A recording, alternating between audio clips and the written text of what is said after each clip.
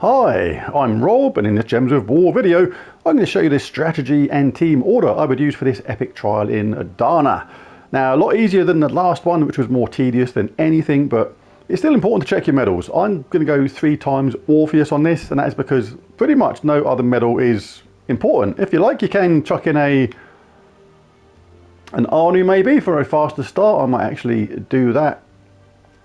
And 2 times Orpheus. You don't need niches or anything because the way this team works, it's kind of automatic deaths. All you need is a little tiny bit of luck on your side and you'll be absolutely golden.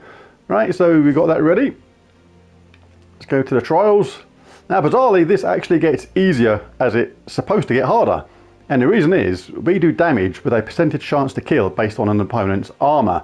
So basically, the higher armor they've got, the more likely that spell is to work. So these lower level trials are technically a little bit harder than the apparently hardest one, which I'm going to do now. So we're going to use Panther. This is your most important troop. Deals true damage to an enemy, which we don't really care about. It's all about that 10% chance to kill them, boosted by their armor, a 5-to-1 ratio. So the higher their armor, the more chance we have of killing them. Just outright dead, you are gone, mate. So that is really cool. Want to protect that, so I'm going to have that in. You can have it in last place, really. It's like, I've got it there. I don't think it's going to be an issue. You can swap it around with Clockwork Sphinx. It's not going to mana block it in any way. A little bit of mana blocking on red from a Carnex. But I like Carnex on top. Creates skulls, explodes skulls, and gains armor. So that makes it a little bit more tanky in first place. And also reduces damage from skulls by 25%. Limpet Bot converts a gem into a bomb gem and either creates 3 more bomb gems or explodes bomb gems. So when you place that initial gem, don't just chuck it anywhere. If there's a Deathmark gem on the board, put that bomb gem next to the Deathmark gem. Then when we cast our Carnex, for example, the likelihood is we're going to take out that Deathmark gem and Deathmark the enemy, and if we get a bit of luck, we'll kill someone by Deathmark at the same time. Clockwork Sphinx destroys all gems of a chosen colour, gives all allies magic-based armor boosted by the gems destroyed, and we can use this to charge up our Panther. Regarding the enemy, let's have a look. We need to target certain troops first. This one steals armor from an enemy and deals 118 true damage, so that is pretty devastating. It's a couple of casts and we are absolutely toast, even at my level. Steam Turret does scatter damage, creates bomb gems, not as devastating, but keep an eye on it. Spark Grinder doesn't look like a threat, but once that spell goes on a troop and suddenly they've got that massive attack and armor, then yeah, that can be pretty devastating as well. And Carnex creates skulls, explodes skulls, and gains armor, so it doesn't really do a lot of damage. So certainly Tank Bot is the one we want to take out first. Right, so let's dive in.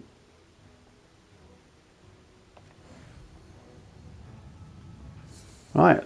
Want to avoid skull hits on the enemy if you want, because you want to keep this nice and high on armor. So it's really important that you charge up your Panther first and foremost.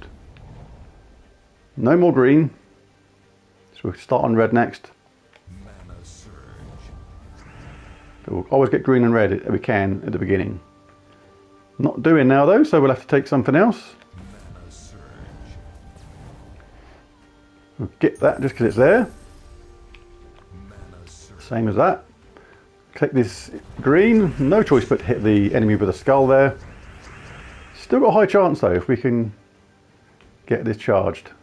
Don't want to give him another skull hit though if I can avoid it, but yeah, I can avoid it by getting this one. So don't just take things like this where you're going to set the enemy up for a skull hit. This one is better because unless I get unlucky, we're not going to actually give the enemy a skull hit. And now here we go. 10% chance to kill them boosted by their armor. Top troop didn't work. How annoying. Alright, so let's get the top troop charged up maybe. Or look at Carnex again. While all the time trying to avoid giving the enemy unnecessary skull hits. Oh, that's a bit unlucky. Right, I'm going to have to cast this now because there's too much skulls there, too much death stuff.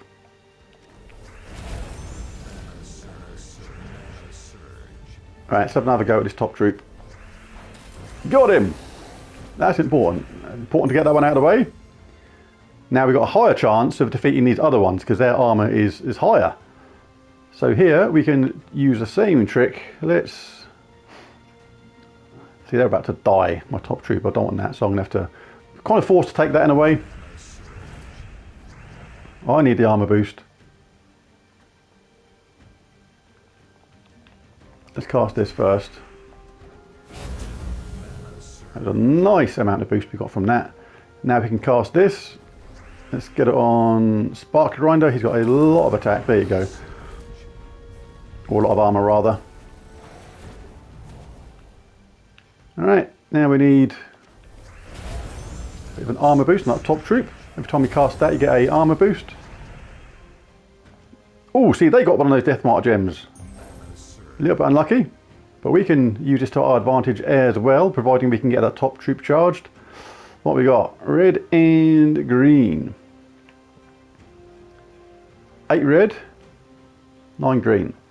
We cast this, we can destroy those gems of a chosen colour, give allies a boost in armour, but you can look around to see if they generate any 4 matches at the same time or cascades.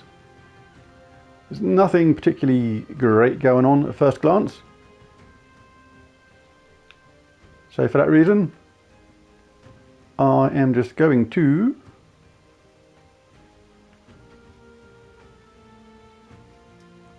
should I do it on red or green? I'll do it on green, I think. Nearly got our required armour already, which is pretty cool. Not guaranteed to explode gems this one, so I'm going to take this normally. It's going to do some scatter damage. Going to have to take that on the chin.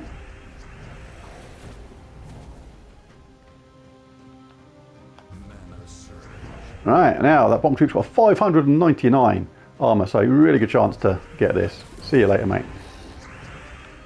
Right, now this one's got only 83 armour, so this basically means it's got a much lower chance of that spell working in the same way. It may be worth a go, but you don't want to take unnecessary hits again, so we've now basically reduced that to just a 10% chance of going. You may as well just go with skull damage now and finish them off, or a lot of damage in other ways, like there's this Death Mark gem here. We can take advantage of this.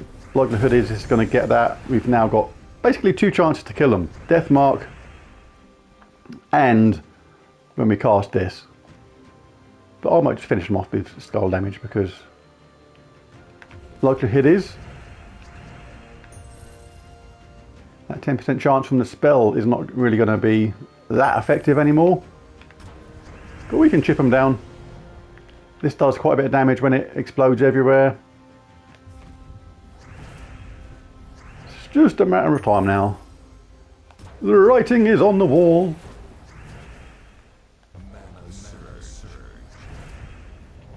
There we go, we can do true damage anyway.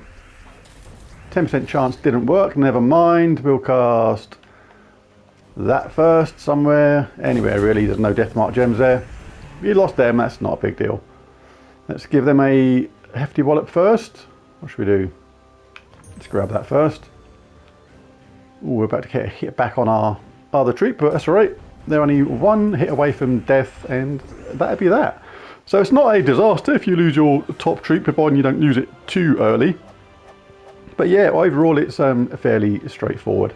Well, there's the team strategy and team order I used. It was fairly straightforward in the end, but yeah, a lot easier than last week's. But there's a video. If you found it useful or helpful, anything like that, it'd be really cool if you bashed that like and subscribe button. It really does help. But most of all, thank you for watching. I'll catch you again next time. Bye for now.